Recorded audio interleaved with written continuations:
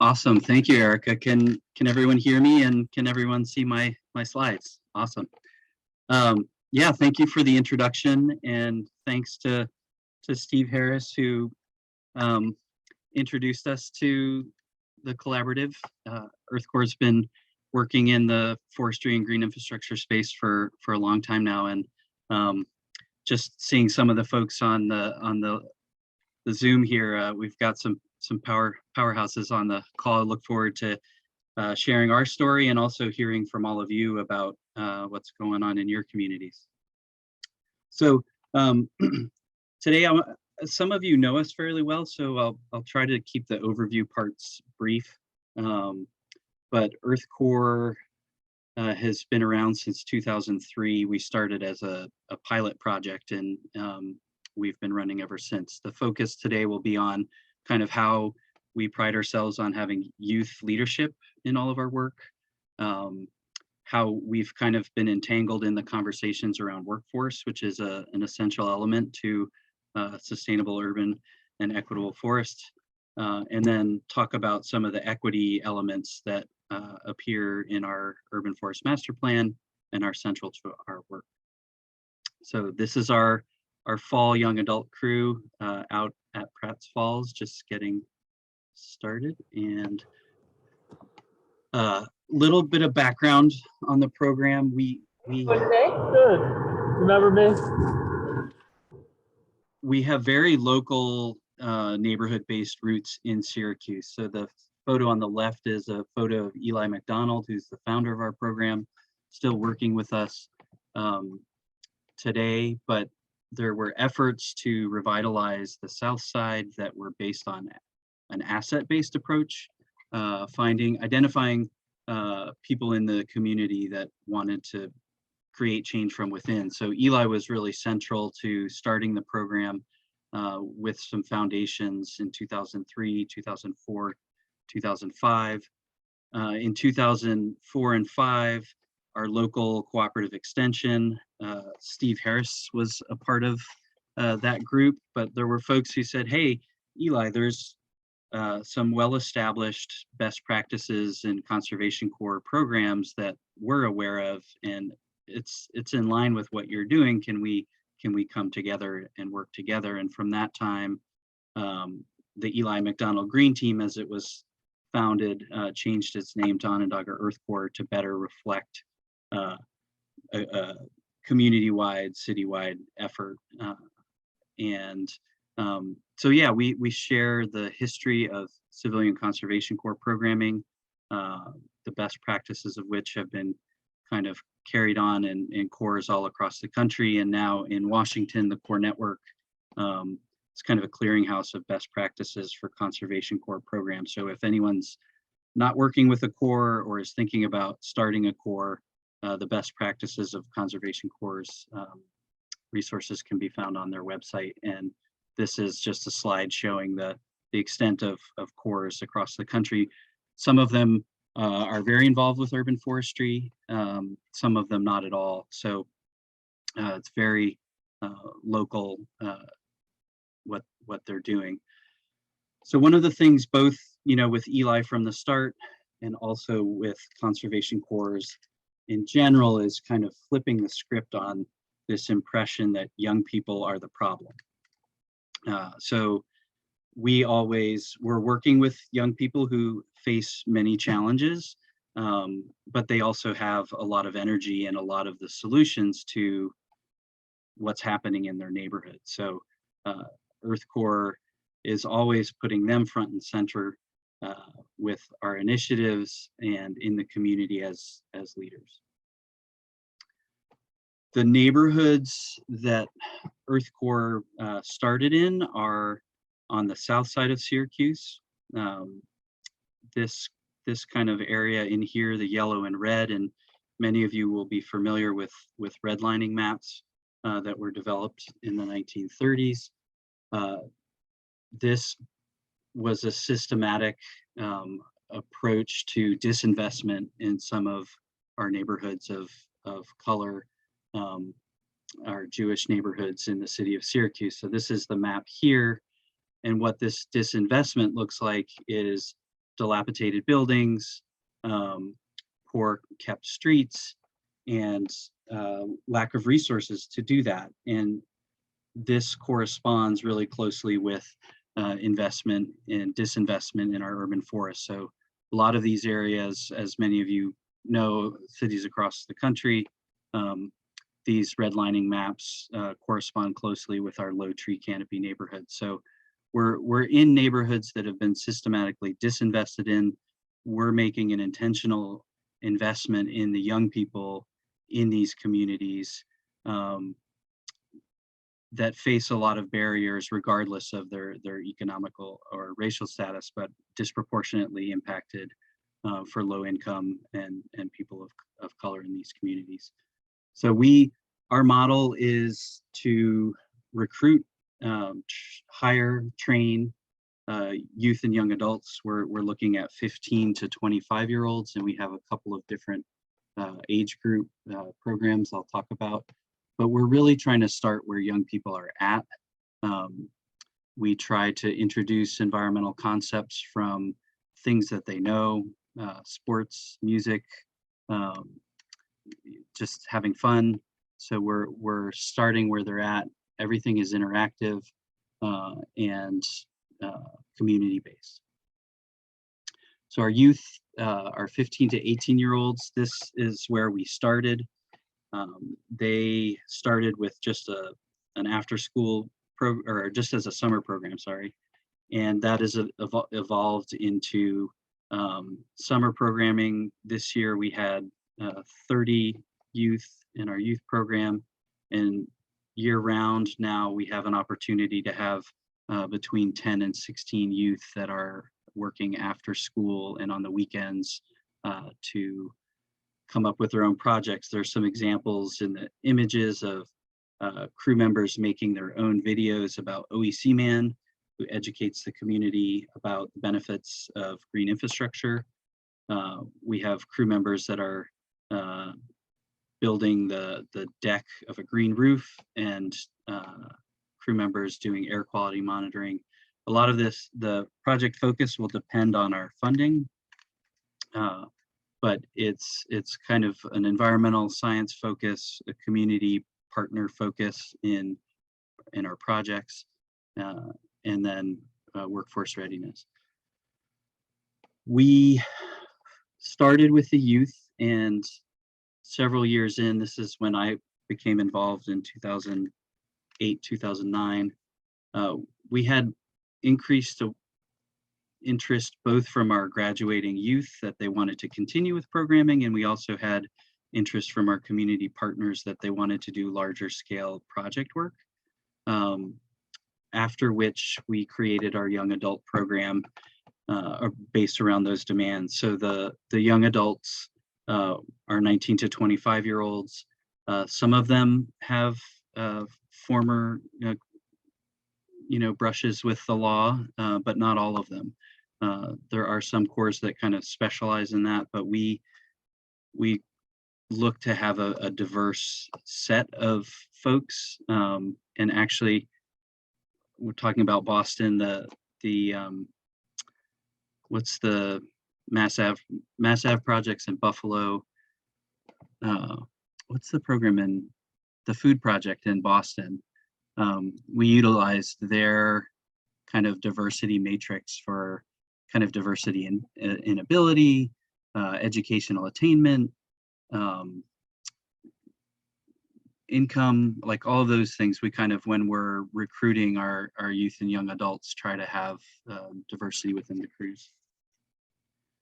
So from our young adult program sprung our advanced crew, and some of our advanced crew are now our staff, but again, a demand for higher level work from our crew members.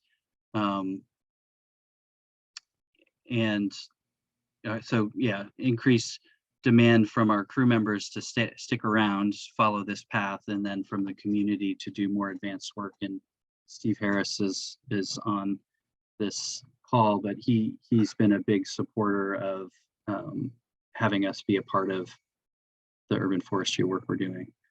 So we launched this as a trial and got funding through the Funders Network, which is a national foundation. They have a 50-50 match for their grants, but we were able to put together a proposal that funded the outreach portion of our urban forest master plan. So we love Steve and we love our forestry experts. But for Earth Corps, it was really important that young people from the community have a seat at the table in kind of designing how we go about the outreach. What organizations do we bring to the table? You know, how do we present? How do we get feedback? So we were able to spend a good part of 2018 and 2019 hosting community input events. So the advanced young adults got to select the consultants that we worked with. They came up with a rubric for how they wanted to do that. They tested the activities that we did to get feedback from participants, and then they presented to the community about you know, what we know about our urban forest, all under kind of the mentorship and guidance of the city arborist, also some folks from Davie Resource Group and the PR firm that we worked with. So it was really kind of a professional opportunity for them for growth, but also a way to engage the community with youth at the forefront. So both our young adult and advanced young adult programs are Learn and Earn. This is fairly unique to our Corps in some ways. They are paid for their field time Monday through Thursday, and then on Fridays they have an unpaid learning session that we call personal development, and it is unpaid, but it comes with perks like hikes to state parks, yoga in the park, and each crew member kind of follows their own development plan with our staff to help prepare them for their steps beyond Onondaga Earth Corps. So in our pursuit to kind of be more successful with our young adults and advanced crew members, we've developed partnerships with our local utility, who also brings in some of their subcontractors. So you see photos here of a bucket truck experience where crew members are 70 feet up in the air, operating themselves if they're brave enough. We've had Nelson Tree Care do tree climbing demo and training. Jim Maloney here from National Grid is teaching our crews knots so we can rappel safely down the slopes where we're doing invasive species management. And then we've also engaged with our landscape community that's very interested in hiring our graduates.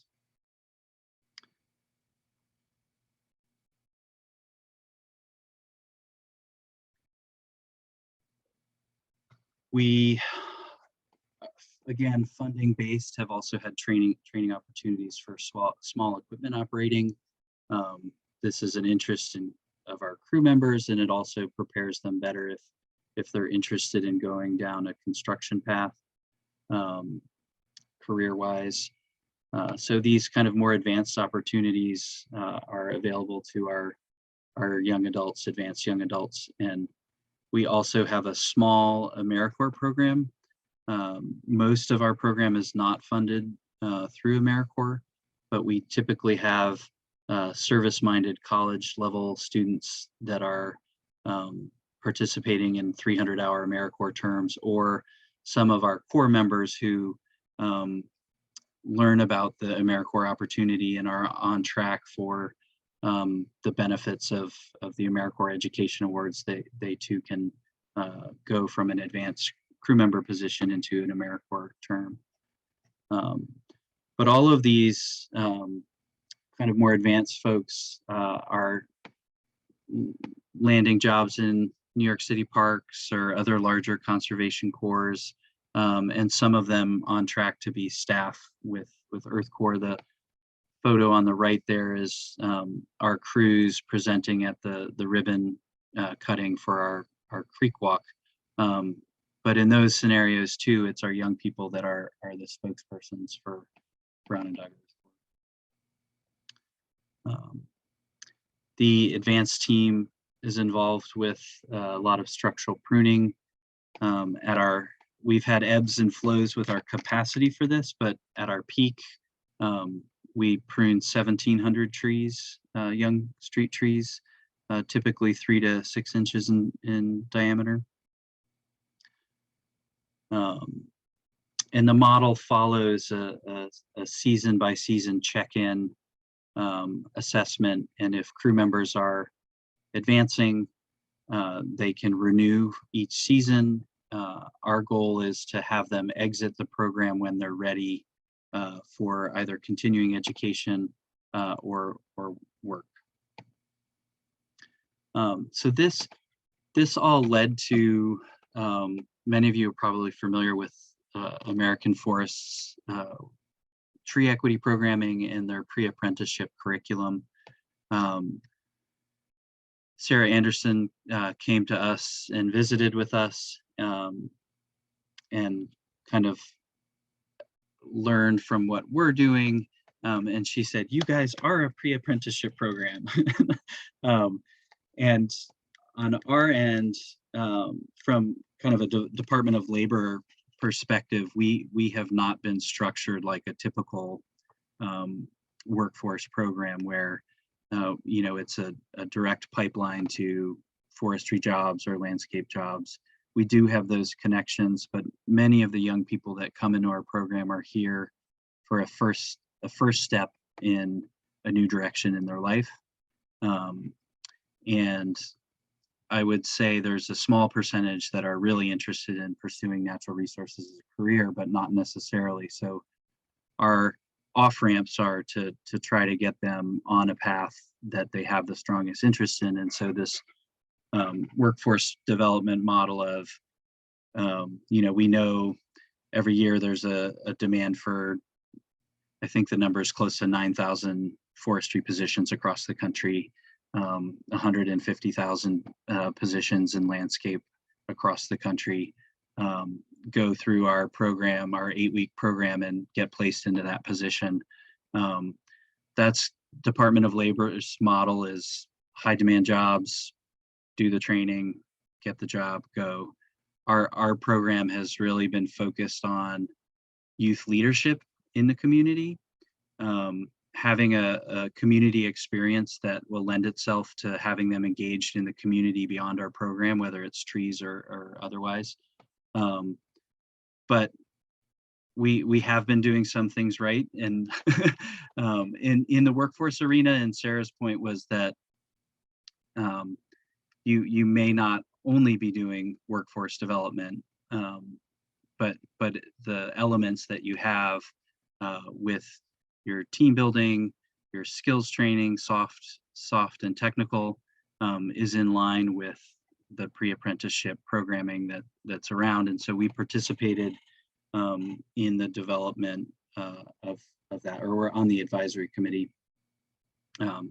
for that. So there are corps that have a very refined workforce pathway, and we've been looking at that and how to be successful with that. But getting our folks engaged and becoming leaders in community has been our primary focus. So with all of that said, we feel that Earth Corps has been working on tree equity since we started. It's really been helpful, the language around tree equity that American Forest has put together and the tools they've created to talk to our community partners. Our common counselors are now using the language and see the value in having equitable distribution of the benefits of an urban forest, whether it's you know, the health, environmental impacts, this, for those that aren't familiar, was developed by American Forests, and you can go onto their website and you can score I don't think they've done all communities, but major metropolitan areas have been done. But kind of in the center, the south side, kind of where we're doing most, we have some of the lowest tree equity scores, around 40, and it's based on these metrics of canopy cover, population density, income, employment, surface temperature, race, age, health. And then on our eastern extremities, we have some neighborhoods that are in the 90s or 100.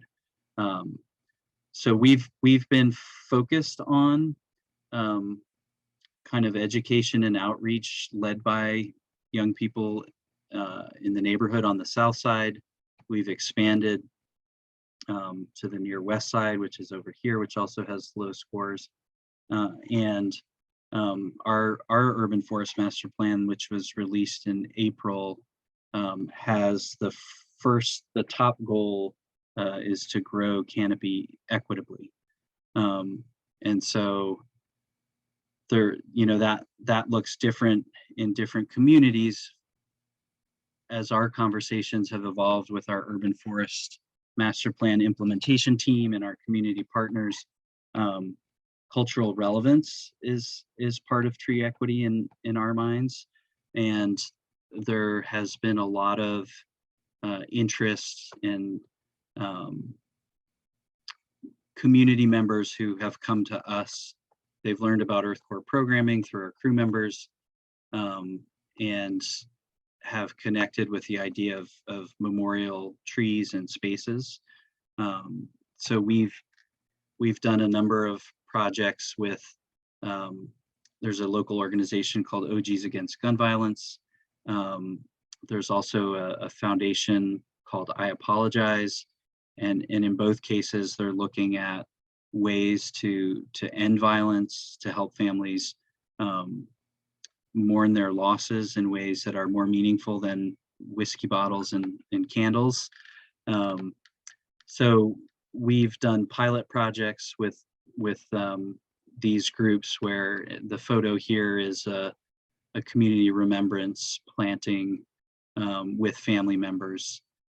So embracing the way that all of the community connects with trees is really important for us when we think about tree equity. The forestry benefits, the air quality, water quality, all that is still very important, but having community voice around how they connect and investing resources, and that is something we're working on. The other piece that I think is important is also having community members teach forestry experts about their communities. They are experts in the making. This is a photo from last week. One of our crew members turned crew leader here is presenting to the urban forestry class at the State University of New York's urban forestry class.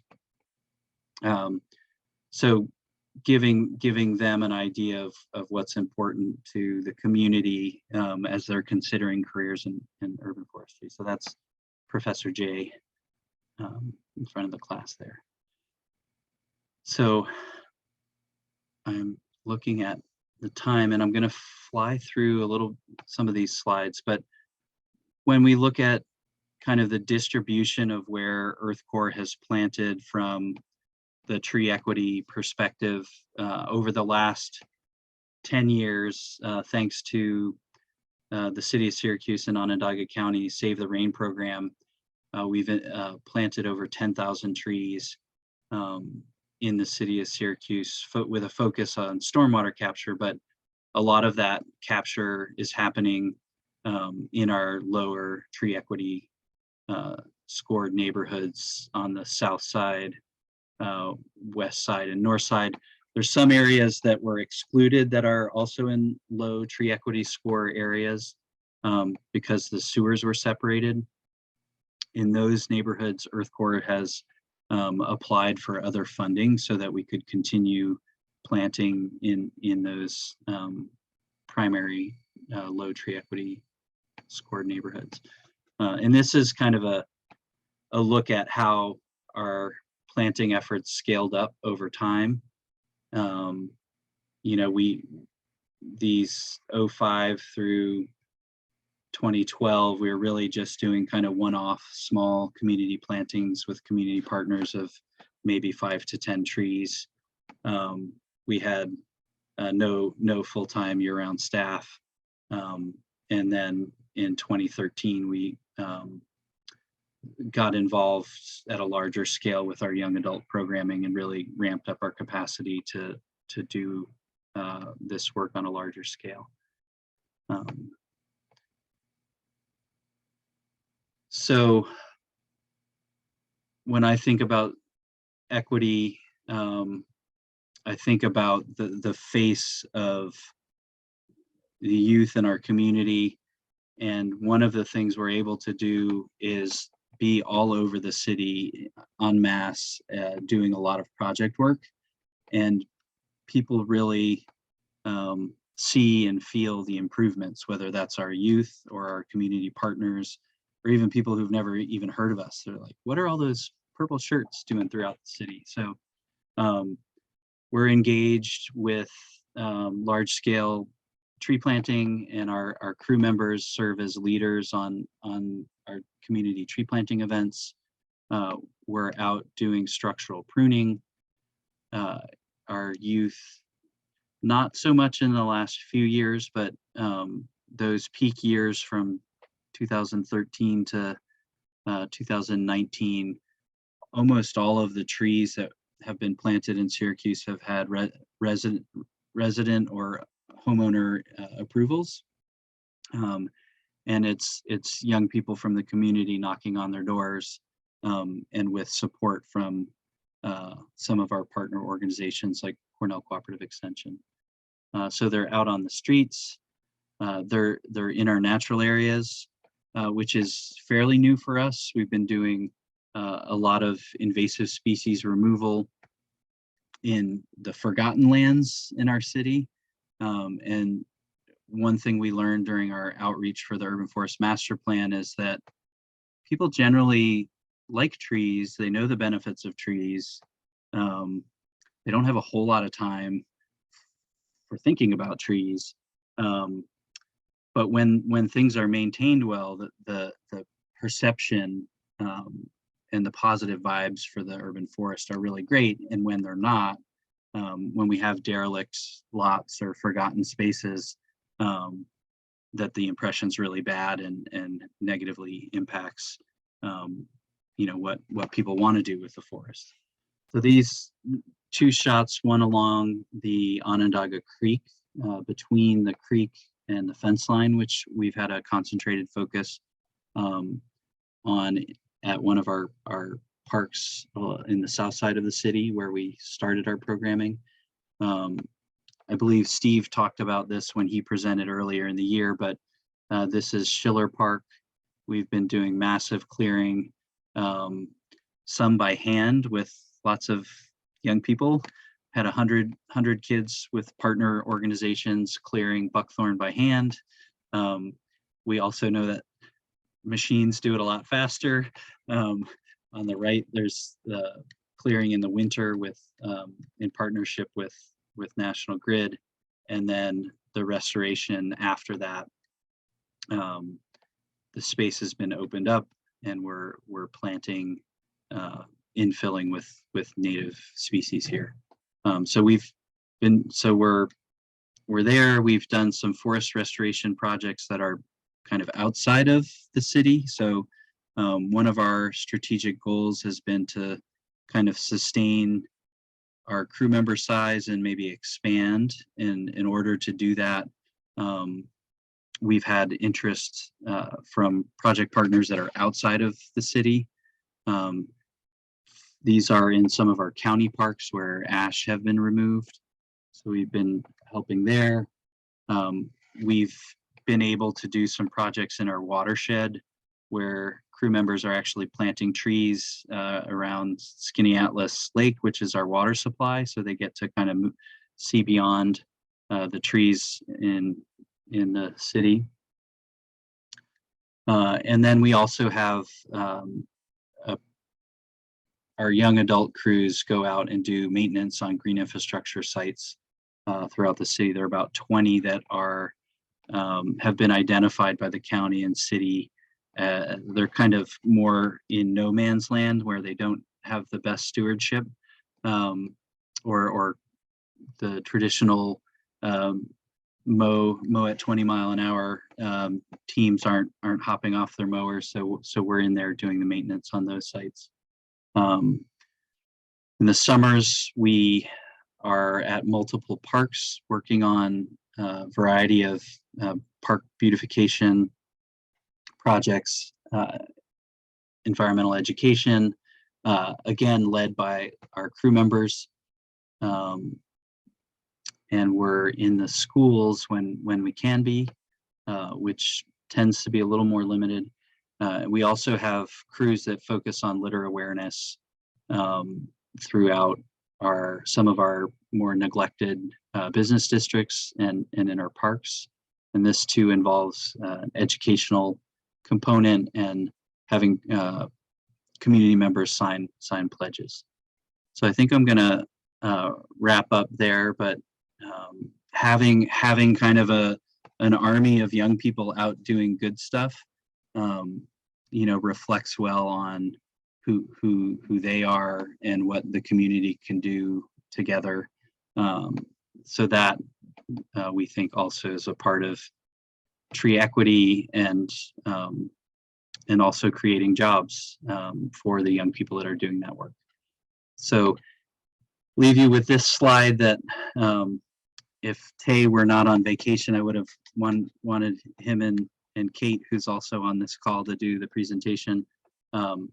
But he's always saying that, as you all probably say, the urban forest is beyond the trees. It's about the relationships, and each tree we plant, each season we're planting seeds in people as well as in the forest. So I will stop there and pass it off to Erica for discussion and questions.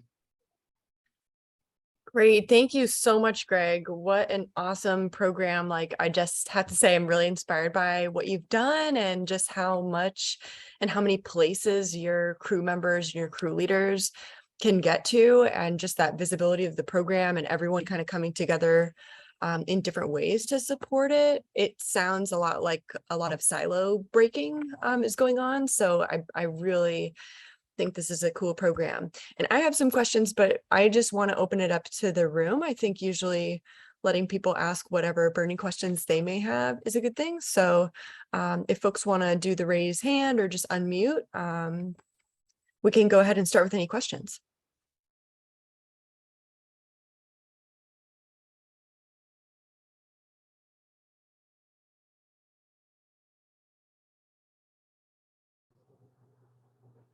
Thanks, Greg.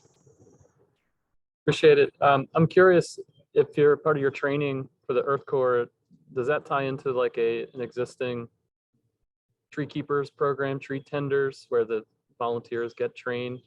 So I guess the question is, are you using a program that's kind of already there, or you have a special program just for your participants? In Syracuse, there is a community stewards program.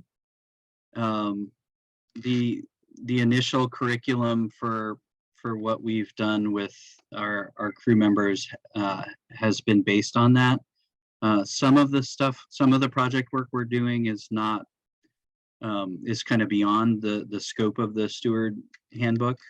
So we're incorporating a lot of different tools as far as our curriculum.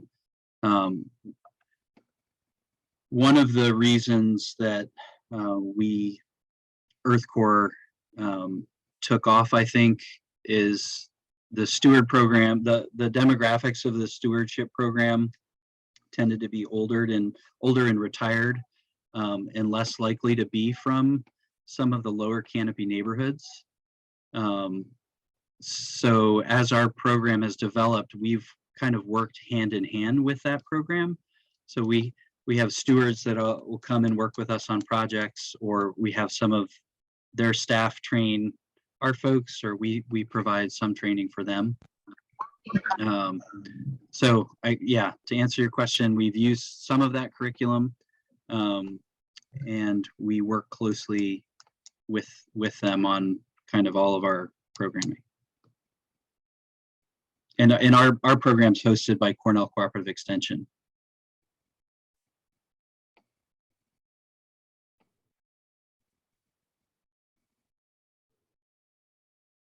Thanks. I got another question. With the tree equity, is that capturing newly planted trees, or is it just looking at surface area covered? I know it's looking at a lot of factors, but I think it'd be interesting to share like how many trees were planted in these areas within 5-year period, and seems like an important factor to provide an equity score as opposed to maybe just a snapshot of what it looks like. Because as we know, the trees get established 5, 10, 15 years down the road. Now equity bumps up. So any thoughts there?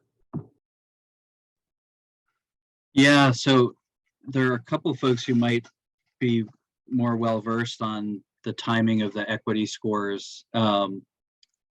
I do know they're looking at number of trees, but at what point in time or how frequently it's updated, I'm not sure. We have been planting quite a bit, and Steve Harris just did a new canopy analysis, and we still had a 1% canopy loss due to all of the tree removals, development. So I see Steve is on here. Steve, do you know, or Christina or anyone know kind of the metric for? I put it in the notes. The tree equity score is a snapshot of canopy cover in a given area, and then we got to report and track separately where we're planting, and counselors want to know that. We share that with people, and we plant about 60 to about 2/3 of what we plant is in low and moderate income communities. And sorry, Christina, your volume is just really low. So I saw you unmute, but it was hard to hear you. So go ahead. Do you hear me better now? Might be a computer issue. Yeah, a little better now. Go ahead. If you can hear me, I did reach out to American Forest, like I think earlier this year or last year, to understand that. I think the question Teddy's asking. But my understanding was that the data that they have on there is for trees that are 25, like medium deciduous trees that are 25 years old is what the data is showing in terms of like the benefits and things, which I know from our perspective, or from my perspective as it relates to trees, like it's kind of misleading sort of in a sense because of the trees that you're putting into the ground now and the survivability rates. And so I think it's an interesting tool, but I don't know how well it really relates to the actual trees you're putting in the ground now and how that's going to actually impact the equity score immediately, because I think it's thinking 25 years down the line. But that was just my questioning to them. I'm no expert on it, but that was the feedback I had gotten when I asked them. And I can just add a little bit. I don't know if there's someone else from American Forest on the call. I don't think so, but if I'm mistaken, please speak up. But American Forest is working on a couple of kind of deep dive cities and developing a tree equity score analyzer, or TESA, they've done one for Rhode Island as a whole state, the urban forest covering the entire state because it's very small. And they're working on one for Boston now. So looking closer at that, we do have a lot of questions, but they are very very engaged in asking us, like, what data do we need to include in this tool to improve this score? From my experience on the Boston Urban Forest Plan, which is actually coming out today, like right now, over at the Arnold Arboretum, the city of Boston is a little more hesitant to use the tree equity score because it's so focused on a canopy cover goal. And we've kind of been thinking about, like, does a tree canopy goal actually capture the benefits for people who are living in communities now? So yeah, Christine, I definitely agree. I think that it's capturing a snapshot of like the 25-year-old trees, or kind of those kind of overhead remotely sensed canopy cover data. And it would be interesting to think about establishment. The other thing about tree equity score that I wanted to ask you, Greg, and maybe Steve too, is have you found that that tool helps you decide like how, like where you can put that many trees? Because the tree equity score analyzer that I'm seeing says a recommendation for like how many trees you could put on parcels, and it seems like kind of high given the above ground and below ground conflicts. But if it's helpful for communicating with community members, I think there's a trade-off there that's worth pursuing. So I'll start, and Steve's probably got stuff to share. But so we've been planting, you know, before the equity maps, we've been planting in our neighborhoods we know have low canopy, and there are a lot of limitations. So the tree lawns are narrow and lower quality than in our higher scoring neighborhoods. So how do we address that? So some of what we really need to do to increase canopy is rip up pavement. We have had a couple of projects where we've been successful in doing that, and Steve's been getting better at getting funds for that. So some of it is like the design of the streets and the amount of impervious surfaces. So it's hard. The Save the Rain program had us focused on sewer sheds, and you know, we've been to the same sewer shed 3 times, knocking on doors over and over again, and kind of, you know, the city only plants where there are approvals. So you hit that pavement over and over again, and you kind of get to most of the opportunities on public property. And private property planting is something that is highlighted in our urban forest master plan as an opportunity. And we're just kind of getting our feet wet with doing tree giveaways and thinking about how our collective implementation team can support planting on private property. Many of the properties in lower income neighborhoods with large trees are hazardous, and you know, the cost of dealing with that is a real concern. Steve, do you want to talk about how you see the equity map? Yeah, the only thing I'll add is that the way I see the tree equity score is it just helps you prioritize where you should be planting. It helps justify to funders why you're doing it there. And then all the other problems of why there aren't trees there and how to get trees in there. I find the planning tools that have been developed for that they are moderately helpful. They don't answer all the problems that you got to deal with on the ground about tree line width and why do you have a sea of pavement here and how do you fix that? That's a whole set of problems that it's not intended to help. It just helps put a focus on where your priorities are. And then it's up to the rest of us to show, look, we're doing what we said we're going to do. That's all I got. I'll just add on a related note, similar to what Steve was saying, that yes, it helps with kind of, you know, writing to funders and showing them something visual.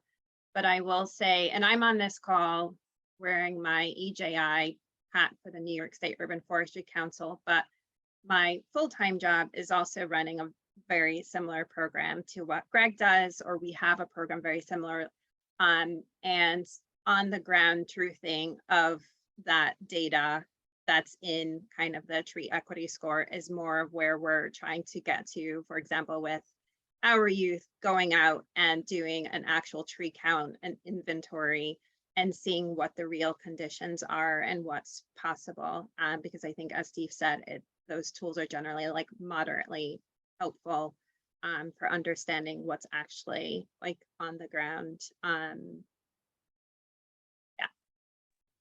Christina, I would love to know the name of your program, and if you have a link, maybe you could share it in the chat.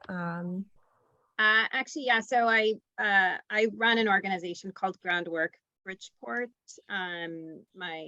One of my staff members is actually on the call. He's our new land steward. And I'm happy to put it in the chat. I will say my counterpart in Rhode Island, Groundwork Rhode Island, is actually heavily involved and actually is the organization, I believe, that got the grant with the American Forest to do the mapping of Rhode Island, essentially. Awesome. Thank you so much. Anyone else have any questions or directions they wanted to take the conversation?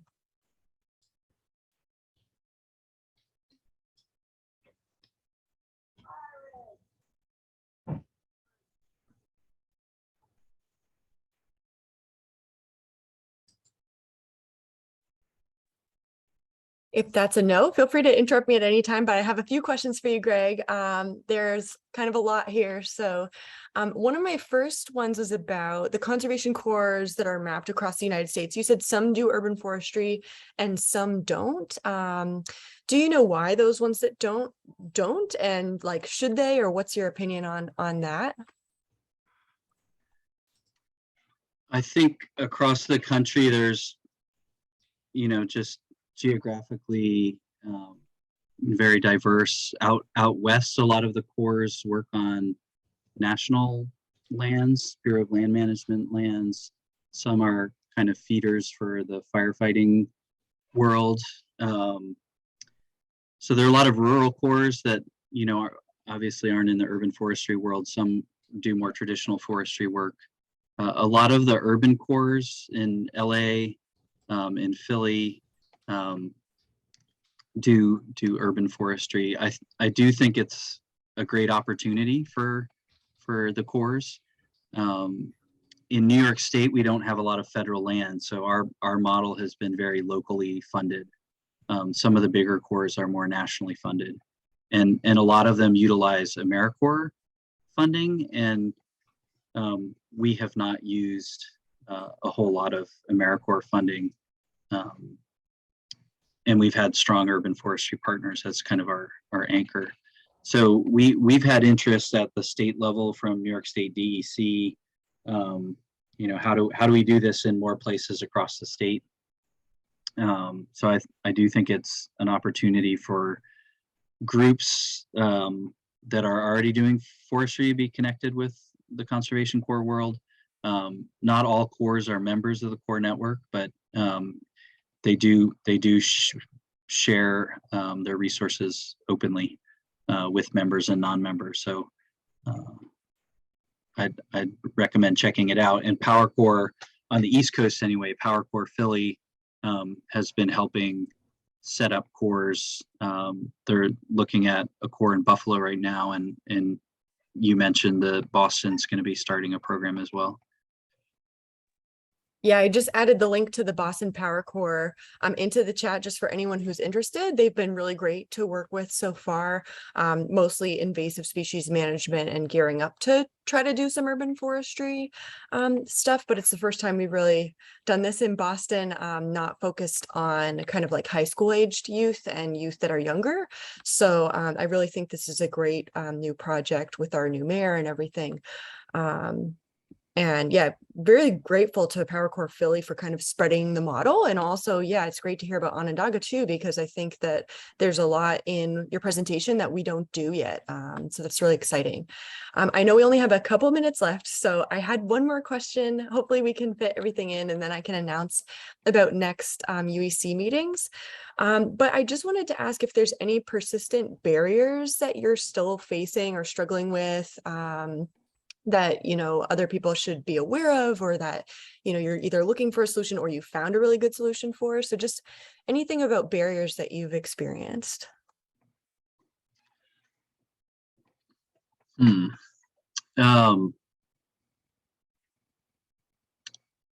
of the reasons that we have kind of developed kind of youth, young adult, advanced young adult, and even one of our former staff members had started his own landscape company, and we were hoping to be a feeder program for him, for his employees. But we do find that many of our crew members can thrive within our program where they have a lot of supports. And then to be successful in a private enterprise, they need more than just, not all of them, but some of them need more than an 8-month stint with a conservation corps to kind of really get their feet on the ground. So that has been a challenge for us, and the learn and earn model that we pursue with Fridays focused on development has really been one of the solutions for that, and we're still working on it. You know, some corps like Power Corps in Philly, they have a much more robust staffing than we do. They have, you know, social workers on staff. They have workforce advisors on staff. So we're kind of working towards that, but the supports that a lot of our young people need, you know, don't end with, you know, sometimes even a year of programming. We have crew members that have graduated now. It's 2 or 3 years after they've graduated, they've gone off and started their own landscaping work, and you know, 2 or 3 years down the road, they're kind of on their feet. So we've tried to expand our support program wise for longevity, and then we've also tried to partner with others so we can connect those gaps, because we don't want to lose them after they're gone. And some folks leave this kind of community oriented focus of our work, and then they'll go work for you know, a landscape company that's like, you know, go, and they don't find as much value in it, and they're like, can we come back? So you know, setting up that pathway has been a process for us, but we love it when they come back to our community plantings, and our crew members see them as mentors, and yeah, work in progress. That's a really great answer, and something that I think that all the conservation corps should really think about and are thinking about, because it's not easy to like provide constant mentorship and support. But I think even for folks who aren't in those types of programs, like even in like full careers, like when you get to the stage that we're all at in this room, like it's still really worthwhile to have mentors and other people to learn from. So thank you so much, Greg, for your answers, and Kate for your work that you're doing, and Steve, great job with the Urban Forest Master Plan in Syracuse. A couple announcements about UEC, and if folks still have more questions, I think we can get them to you, Greg, and we can follow up if people had something they wanted to say that they didn't get time to today. But for our next meeting, that will be in October. We are having a UEC meeting, so that would be October 19th, and that's going to be Cecil. I'm forgetting his last name right now. I need to pull up my email. Sorry, Cecil, but we're really excited to have him come and talk next month. For November, we won't have a meeting because the Partners in Community Forestry Conference is going to be happening, I think, the same week as this meeting. So we're going to cancel and then just have a December meeting where we can maybe have some folks who get to go to the conference, give us a little update. And I think we also have potentially Nancy Santi speaking in December. And then just even looking forward to January. Hi, Danielle, I see you on the call. We have Danielle Gift, who will be speaking with us in January of 2023, which, yes, it sounds so futuristic. Can't believe 2023 is already coming. It looks like we have about 2 minutes left. If anyone on the call has any announcements that they want to make, my 2 announcements for Boston are that David couldn't be here today because the Urban Forest Plan is getting released. The mayor's over at the Arboretum. And so we're really excited about that. And we do have a director of urban forestry position that's posted. So they are hiring within the city for that new position. If you know anybody who wants to work in Boston as the director of urban forestry, please share that around. Anybody have any announcements? Otherwise, thank you for being here.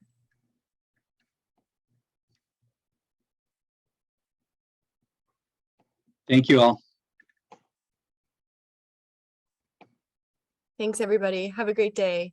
Thank you so much, Greg. Super awesome Yep. to hear everything that is going on in your program.